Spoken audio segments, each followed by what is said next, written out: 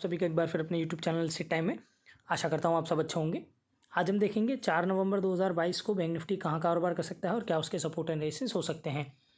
जैसा कि आप जान रहे हैं कल मैंने आपको ऑलरेडी बोला था कि मैं सिर्फ बाइंग में इंटरेस्टेड रहूँगा, सेलिंग में इंटरेस्टेड नहीं रहूँगा। और जब तक 41,800 के नीचे 40,800 के नीचे ये क्लोजिंग नहीं देती है कोई कैंडल 5 मिनट की, तब तक मैं इसमें इंटरेस्टेड सेलिंग में नहीं रहूँगा। और मैंने बताया था आपको 41,250 के ऊपर जैसे ही कोई कैंडल क्लोज करे आप बाइंग पोजीशन बना सकते हैं 60 से 80 पॉइंट का स्टॉप लॉस लेकर। 200 पॉइंट हमने कवर किए बहुत इजीली। और मैंने एक शॉर्ट भी बनाया था between the market at the time of covering my position कि देखिए कैसे आप पोल एंड फ्लैग पैटर्न बन रहा है और ये ब्रेकआउट दे सकता है, और वैसा ही हुआ। तो मैं आपको दिखाने की कोशिश करता हूँ कि गैप डाउन ओपन हुआ ज़रूर, पर तुरंत की तुरंत रिकवरी हुई। हमने आपको बोला था कि बाइंग अपॉर्चुनिटी देखते रहिएगा मार्केट, क्योंकि बुलिश पैटर्न में है, बुलिश ट्रेंड में है।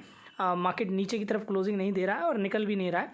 ऊपर खुले या नीचे खुले, ऊपर जाके ही बीच में ही वो अपनी क्लोजिंग दे रहा है। तो जैसा कि आप देख पा रहे होंगे, मैं आपको दिखाता हूँ आज का ट्रेड क्या रहा हमारा।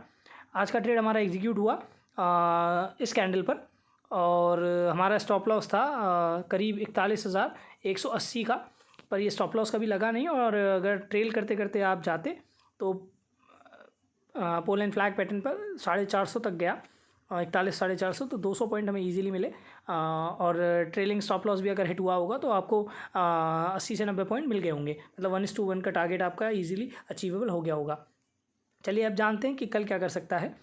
कल अभी आप देखें कि लास्ट के जो आवर हैं उसमें एक रेंज बाउंड हो गया था मार्केट, मतलब उसके बाद खुलने के बाद ऊपर गया, फिर रेंज बाउंड रहा है। अगर ये रेंज तोड़ता है कल ऊपर की तरफ 400 को जैसे ही क्रॉस करता है, ये 41,400 को जैसे ही क्रॉस करता है, हम बाइंग की पोजीशन में बैठेंगे।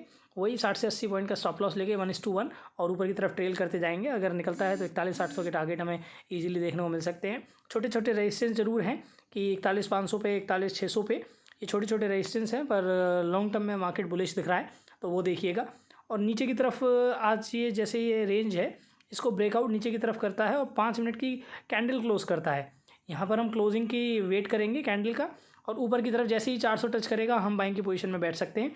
और नीचे की तरफ हम क्लोजिंग जब इस ब्रेकआउट करेगा इस पैटर्न का, इस ट्रेंड का या इस कंसोलिडेशन का नीचे की तरफ, तब हम एक क्वांटिटी सेलिंग की ले सकते हैं। मतलब कम ही उम्मीद रखिएगा सेलिंग में। अगर कोई न्यूज़ नहीं आती है, कोई बात नहीं होती तो हमारे लिए मुश्किल है। और अगर मार्केट को ऊपर की तरफ ब्रेकआउट देना है, अगर मैं 15 मिनट का चार्ट खोलूँ तो अगर ऊपर की तरफ ब्रेकआउट देना है मार्केट को, तो फ्लैट होके इसको क्रॉस करे तो हमें अच्छे खासे लेवल देखने को मिल सकते हैं। एक छोटा सा रेजिस्टेंस यहाँ पर है, वरना हमें ऊपर की तरफ मिल सकता है। मैंने आपको ऑलरेडी बता दिया 60 से 80 पॉइंट का स्टॉप लॉस लेकर जैसे ही 400 के ऊपर निकले ट्रेल करते हुए जाएंगे। और नीचे की तरफ जैसे ही इस ब्रेक डाउन करे 5 मिनट की कैंडल को क्लोज करे, वहाँ हम फिर ट्रेल करते हुए स्टॉप लॉस को वही 60 से 80 के पॉइंट के स्टॉप लॉस को ट्रेल करते हुए जाएंगे।